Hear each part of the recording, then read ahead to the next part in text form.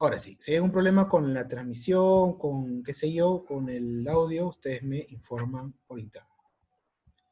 Ya, entonces, ¿qué pasó? Ya, vamos paso por paso.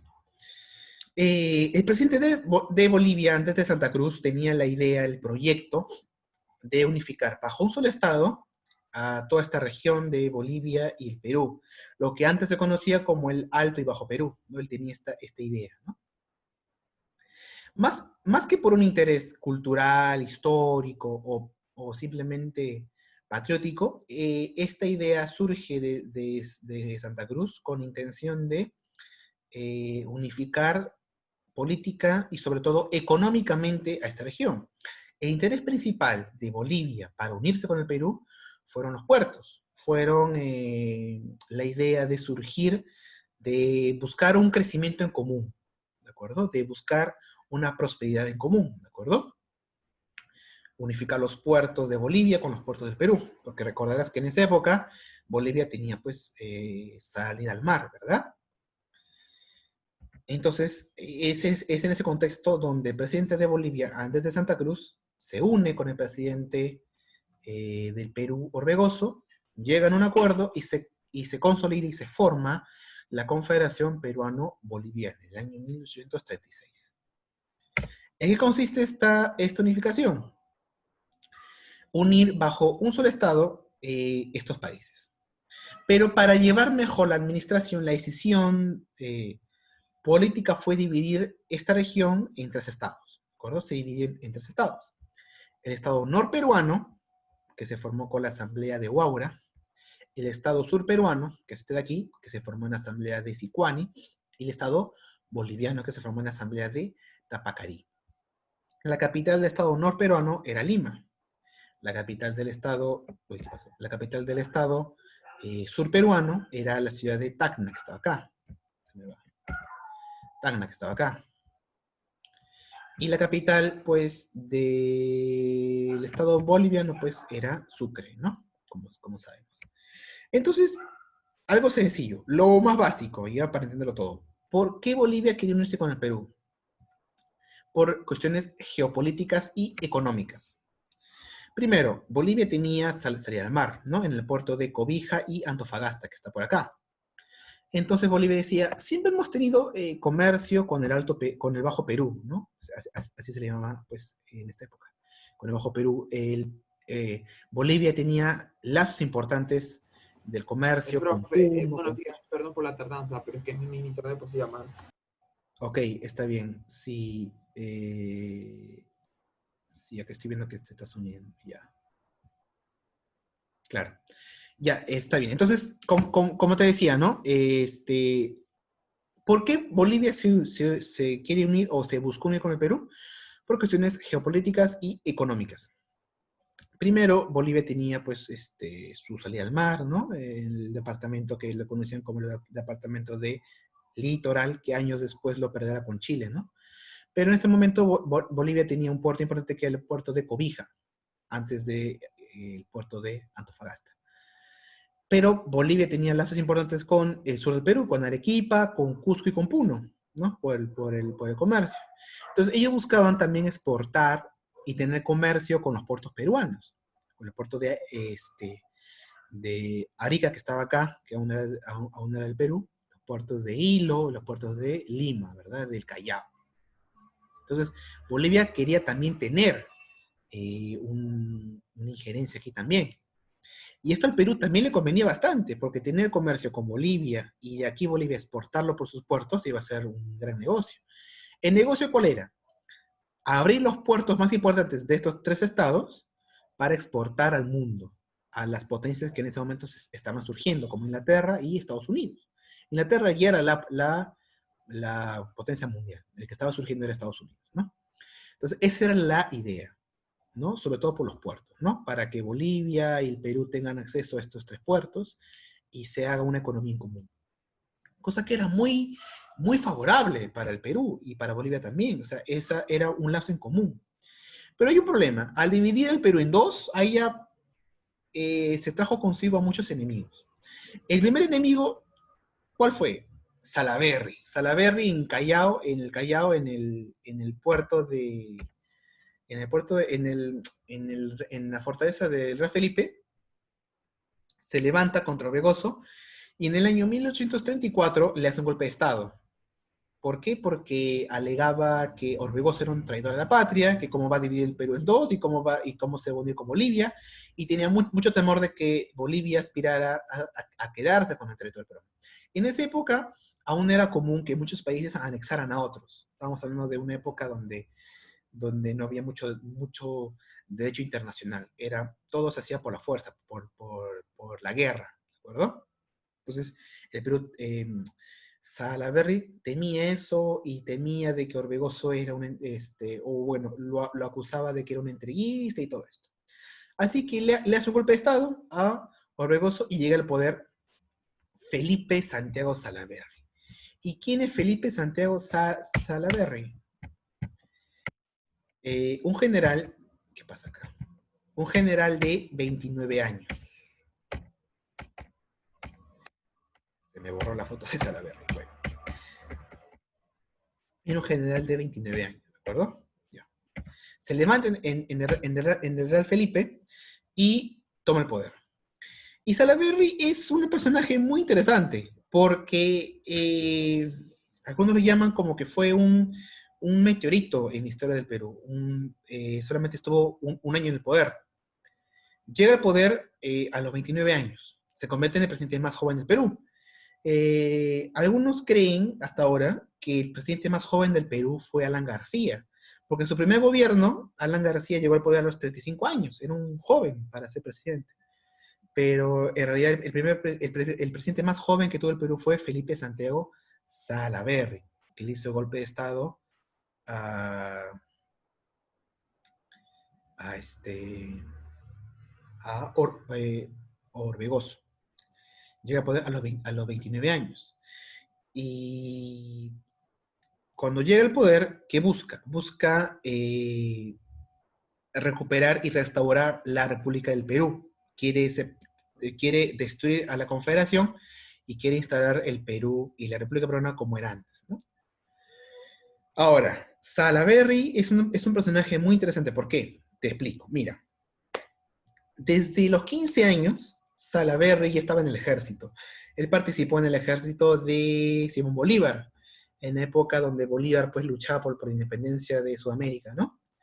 Incluso dicen y cuenta la historia de que Salaverry, desde jovencito, desde mocoso, como le llamaban, ya daba señales de que tenía de que tenía un gran carácter.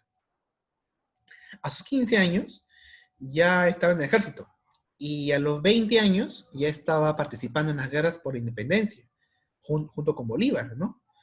Incluso cuentan que a los 21 años ya le llamaba la atención y le gritaba y se le ponía delante al mismo Bolívar. Y tú sabes que Bolívar era un personaje muy, muy autoritario, se hacía respetar bastante. Pero Salaverry no se quedaba atrás. Salaverry era el único que lo tuteaba a Bolívar. Y Bolívar contaba cómo este mocoso. Trae tu fuete, ven. ¿Sí? Trae tu fuete. Perdón, profesor. Ah, ya. Bueno, el único que lo tuteaba a Bolívar, al mismo Bolívar, era Salaverry. Se hacía ganar el respeto. Él era un militar, era un general. Cuando Orbegoso era presidente, el general del ejército era Salaverry.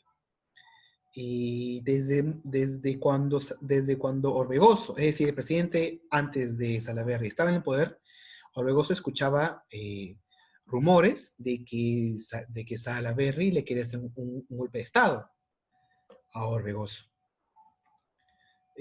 Así que un día, conversando con sus generales, en una reunión, Orbegoso, que era el presidente del Perú, se acercó a Salaverry y le dijo, yo he escuchado que usted me quiere hacer un golpe de Estado a mí, así como en son de bromas, ¿no?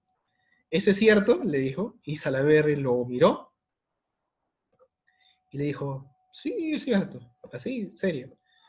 Y este presidente Orbegoso se quedó riendo, ¿no? Pensó que era una broma, y le dijo en son de broma, ah, ya, y si usted me hace un golpe de Estado, ¿qué es lo primero que usted haría? y Salaverry le miró los ojos y le dijo, lo primero que yo haría es mandarlo a fusilar. Él hablaba como que medio en broma y medio en serio. La historia real cuenta que, bueno, todo lo que se cuenta no es real, ¿no? Pero el hecho es que Salaverry le hace golpe de Estado a Orbegoso y le declara prácticamente la guerra. Lo quiere vencer para restaurar la república. Y cuando llega el poder, el Estado peruano se convierte en una dictadura, se convierte en un dictador, porque Salaverry se convierte en una persona que no escucha a nadie, es una persona autoritaria y que donde pisa él manda la ley, ¿no? Él es la ley. Instaura un toque de queda en todo Lima y castiga con pena de muerte a los asaltantes, a los montoneros, a los asaltantes de los caminos. Era una persona así, muy autoritaria, muy radical. Ya se le llamaba y se le conocía como la mirada ferina. Con la mirada nomás ya te instauraba pues temor, ¿no? Eh, sus mismos soldados que estaban bajo su orden le tenían mucho miedo a Salaverry y tenía solamente 29 años, era un joven para la época. Él hablaba de que, él decía de que todos los militares ya deben salirse del poder y es hora de que los jóvenes estén en el poder. Él decía que esta generación, que este momento es para los muchachos, ¿no? Para los jóvenes. Afuera todos los viejos que han gobernado el país antes, ¿no? Y cuando está en el poder, él tiene a muchos jefes militares bajo su cargo, pero ninguno se le atreve a rebelarse porque él es autoritario. Incluso cuentan que un día envió un batallón de Salaverry a una expedición, a un camino, donde tenía que llevar una suma de dinero. ¿Qué pasa? Su batallón está por el camino del sur, ¿no? El sur de Lima. ¿Y qué pasa? En medio del camino aprovechan para tomar y su batallón se pone a tomar. Salaverry era el presidente, ya, y estaba pues en Lima y su batallón estaba ya en provincia. Se ponen a tomar en medio del camino y se emborrachan. Como estaban sin general, se aprovechan y se ponen a tomar. ¿Y qué pasó?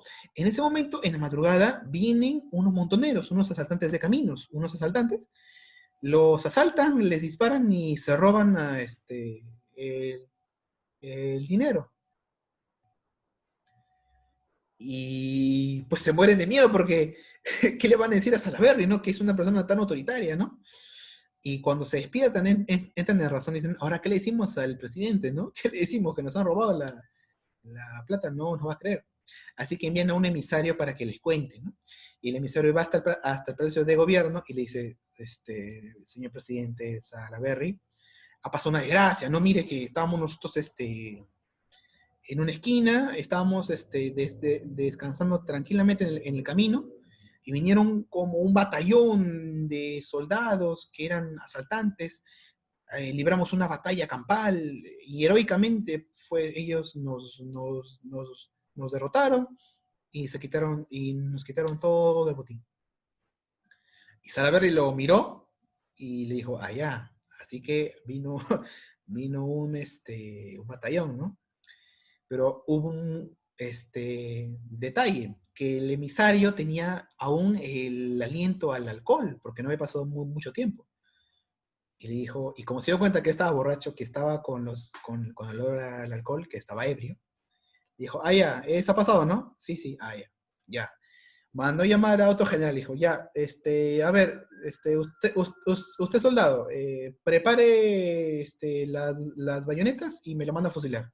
Y le dijo, ¿pero por qué me va a fusilar a mí? Porque usted está oliendo alcohol. Y me mandan a traer al otro que estaba acá, a mi general que está allá en el batallón. Y viene el otro y dice, señor, sabe que la verdad ha sido esto. No hemos estado tomando un ratito, todo tranquilo, pero al final vinieron estos asaltantes y le contó la verdad, ¿no? Que estábamos tomando y nos quitaron, pero al final nosotros los vencimos y pudimos recuperar el botín. Así que Salaverry lo miró a este segundo emisario y le dijo, a ver, yo en la mano derecha tengo, no, ¿cómo le dijo? Ya, en mis manos tengo dos papeles. Un papel es para su ascenso y otro es para su fusilamiento. Le dijo, ¿usted qué cosa cree que se merece? Y temblando el emisario dijo, yo creo que me merezco el ascenso. Y lo miró a los ojos y dijo, es cierto, yo aprecio el valor y la verdad, así que lo ascendió. Este era un tipo así, un personaje muy, muy excéntrico. La cuestión es que declaró la guerra a muerte a Santa Cruz y a Orbegoso. Libraron batallas muy, muy interesantes. En el año 36 es vencido en Arequipa por Santa Cruz y lo manda a fusilar. Y pasa algo muy curioso. Como te digo, en el Perú pasan muchas cosas curiosas. Cuando finalmente Salaverry, siendo presidente, se enfrentan a Orbegoso y a Santa Cruz, es vencido. Santa Cruz y Orbegoso vencen a Salaverry en Socabaya, en Arequipa. En la plaza de armas de Arequipa lo ordenan su fusilamiento. Lo mandan a matar a Salaverry. En esa época era así. Si tú te rebelabas ante tu general o tu presidente, te mandaban a fusilar. Era así. Habría que ser muy valiente para rebelarte ante tu presidente, ante tus superiores. Si hubiéramos estado en esa época, o si esta costumbre aún se mantuviera, el presidente del Congreso actual de repente le hubiera mandado a fusilar al presidente porque intentó hacerle una vacancia, ¿no? En ese momento era así, ¿no? Era traición y ya te manda a fusilar. Lo curioso es que cuando capturan a Salaverry, es vencido, lo llevan a la plaza de armas de Arequipa y lo mandan a fusilar con todo su batallón. Ordenan su fusilamiento y a Salaverry con sus generales, con sus soldaditos, los sientan en unas bancas, en plena plaza de armas, así amarrados y con una venda, ¿no? Así como en las películas. Así está en historia. Y lo mandan a fusilar y ordenan la primera ráfaga, ¿no? Disparan todos y todos se mueren, menos uno. O sea, las metrallas cayeron y ya está, todos murieron, pero uno no murió. ¿Quién fue? El mismo Salaverry. Salaverry fue tan suertudo que no le cayó ni una bala del fusilamiento. Así que Salaverry, cuando pasó toda la ráfaga, se dio cuenta que no le había pasado nada, se levantó y dijo, ya se cumplió la orden, la ley me ampara, dijo. Como ya mandó a fusilar, ya se cumplió la orden, entonces ya acá se acabó todo, así que yo me voy. A la ley me ampara, dijo. Y Santa Cruz, que había mandado eso, dijo, a ver, espérate un momentito, siéntate de acá porque de acá no sales. Lo sentaron de nuevo y ahora sí lo remataron. Cosa curiosa, ¿no? Hay que ser suertudísimo para que en toda la ráfaga no te quede ni una sola bala, ¿no? Claro, en esa época los moquetes también disparaban a cualquier cosa, ¿no? Cosas curiosas. La cuestión es que Salaverry fue vencido, así que Orbegoso y Santa Cruz se mantuvieron en el poder. Pero eso no quiere decir que sus enemigos ya estaban totalmente vencidos, aún tenían muchos enemigos, pero eso vamos a contarlo al final. Ahora vamos a analizar cuando ya pasó esta ráfaga que fue Salaverry, que el mismo Salaverry inventó una propia, no, inventó no, le puso el nombre a una composición militar. Hay una composición que ahora no puedo mostrarla porque cuando yo pongo videos, audios, como que se va la señal, ¿no? O se va el audio. Hay una canción muy famosa que usan para marchar los militares, que se llama La Salaverrina, que le puso el nombre pues Salaverry, que lo usaba con sus batallones, ¿no? Que hasta ahora se usa. Salaverry fue un personaje muy interesante que pasó como una ráfaga en la historia del Perú. Luego, cuando ya estaba instaurada la confederación, el gobierno fue algo muy sencillo. ¿Cómo estaba estructurado esto? Fácil. Dijeron, ya, van a haber tres estados. Estos tres estados van a ser tres repúblicas, ¿de acuerdo? Cada república va a tener un presidente, ¿de acuerdo? Y ahora, encima del presidente, encima de los tres presidentes, o sea, el presidente del estado peruano, del estado surperuano y el estado de Bolivia, cada uno va a tener un presidente. Pero sobre esos tres presidentes, encima va a haber un gobernador general de la Confederación, que el mismo Santa Cruz se propuso que él iba a ser el primero, ¿no? Para que él dirija todo. Esto fue lo que trajo muchos enemigos, porque pensaban que Santa Cruz se quería hacer con todo el poder, se quería hacer como un dictador de estos dos países, ¿no? Cosa que por eso se ganó muchos enemigos, ¿no? Entonces, el sistema era sencillo, ¿no? Tenían un poder judicial, un poder ejecutivo, el poder judicial, el poder legislativo, que era el Congreso, se elegía cada 2 años, y el protector general se elegía cada 10 años. Es decir, que Santa Cruz se quería quedar, pues, por 10 años, ¿no? Y encima había opción para la reelección, ¿no? Cosa que ya esas señales les trajo muchos enemigos, pues, a la Confederación. Lo más importante de o la obra más importante de este periodo de tiempo que estuvimos juntos, Perú y Bolivia, la ley más importante fue la Ley de Puertos Libres. Cuando se creó esta confederación, se hizo con la mentalidad de que cada estado tuviera por lo menos un puerto que tuviera comercio internacional, ¿no? Esa fue la idea principal. El puerto más importante de Bolivia, ¿cuál era? El puerto de Cobija, que está a unos kilómetros de Antofagasta, que está aquí. El puerto más importante de Estado Sur era el puerto de Arica. El puerto natural del sur peruano era Arica, porque Tacna no es un puerto, Tacna es una ciudad que está aquí, entre valles. El puerto natural de Tacna es Arica, ¿no? Cosa que se cortó arbitrariamente con la guerra, ¿no? Hasta ahora los de Tacna van a Arica y los de Arica van a Tacna, porque ese lazo es más que histórico. Y bueno, el puerto más importante del estado norperuano era pues el puerto del Callao. Eso era pues la ley de puertos libres, que que mínimo un puerto en cada estado tenga comercio internacional, es decir, reciba el comercio de Estados Unidos o de las potencias y también de aquí se venda, cosa que haya para que se favorezca el comercio. Esto trajo muchos enemigos. ¿Por qué? Porque en el sur habían dos países, que era Chile y la Confederación Argentina, de Río de la Plata, que estos dos países veían con muy malos ojos que el Callao, que Cobija, que Puerto de Arica crecieran mucho más económicamente y veían con mucho peligro que esto pues creciera, ¿no? Así que Chile y Argentina estuvieron en contra de la Confederación, así desde su nacimiento. Así que estos dos países aprovecharon de que habían también peruanos con cierto poder que también estaban en contra. ¿Qué peruanos estaban en contra de la Confederación? No solamente estaba Salaverry, que ya lo había matado, sino también otros peruanos como Agustín Gamarra y como Ramón Castilla, que lo vamos a ver luego ya cuando llegue al poder. Gamarra también es otro ferviente enemigo de la Confederación.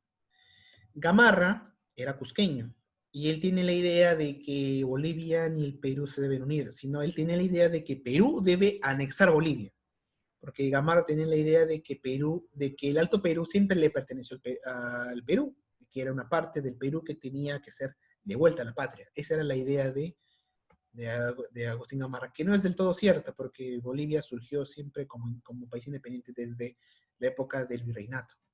Pero acá siempre se conoció como el Alto Perú, ¿no? Pero Agustín Gamarra tenía esa idea de unir Bolivia con el Perú. Y él quería conquistar Bolivia y anexarla. Y él no le gustaba que Bolivia y Perú se unieran. Él decía, no, ninguna confederación, nada.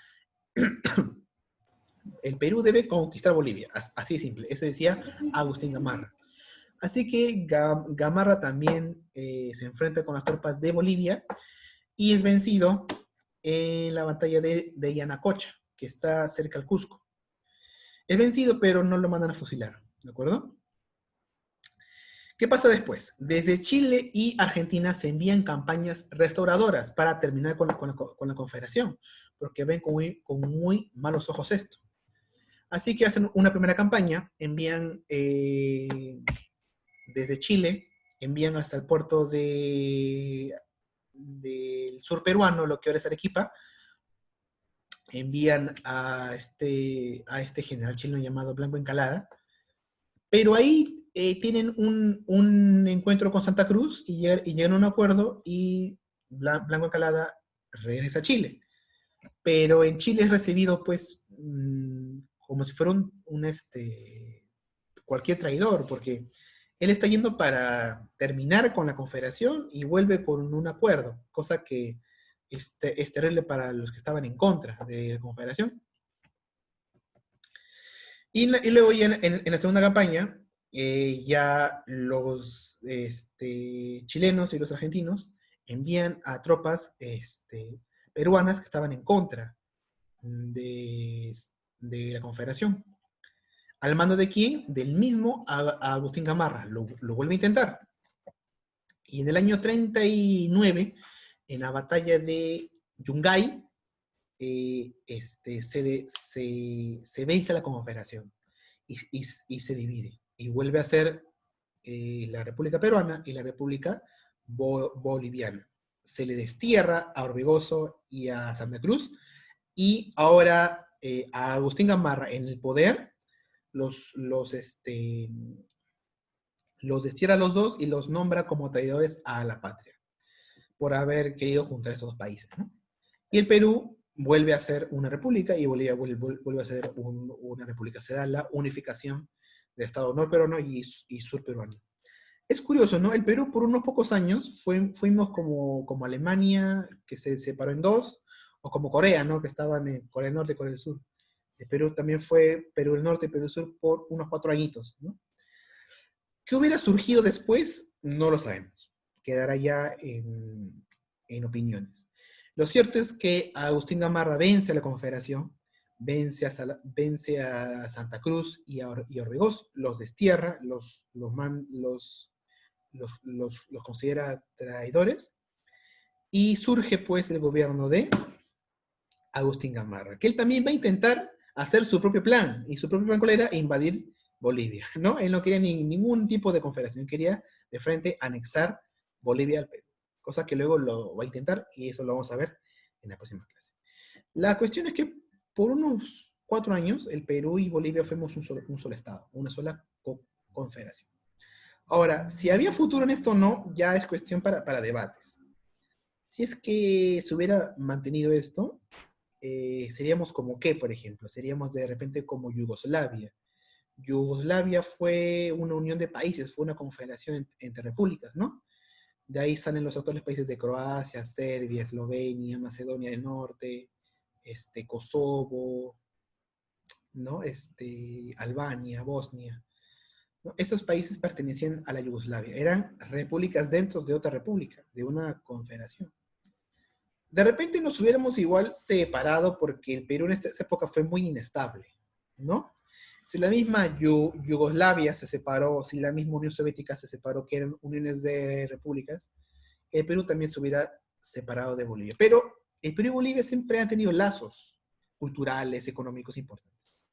Si me preguntan a mí, en mi humilde opinión, yo creo que en un futuro es viable que los países sudamericanos nos unamos, pero ya en el sentido ya más económico. Por ejemplo, como la Unión Europea, que se unieron estos países, ¿no? Para poner una moneda en común, unos acuerdos en común. Yo creo que el futuro es ese, así igual en Sudamérica. Pero bueno, esas son opiniones y te lo dejo a tu criterio. Tenemos 2 minutos en los cuales quiero que participes. ¿De acuerdo? Uy, ¿qué pasó? Me dije que hay problemas. Muy buena pregunta de Bárbara, sí. En la actualidad, ¿qué Perú y Bolivia se unieran? A ver, unión política, descartadísimo, ¿no? Los países de Sudamérica no van a hacer ningún centímetro de confederación ni de unión. Lo que sí puede ser es como lo que te mencionaba, como la Unión Europea. Por ejemplo, en la Unión Europea así, en términos sencillos, es como un solo Estado. Porque tú vas a cualquier país de la Unión Europea y vas con un solo pasaporte. Es como si fueras un ciudadano más.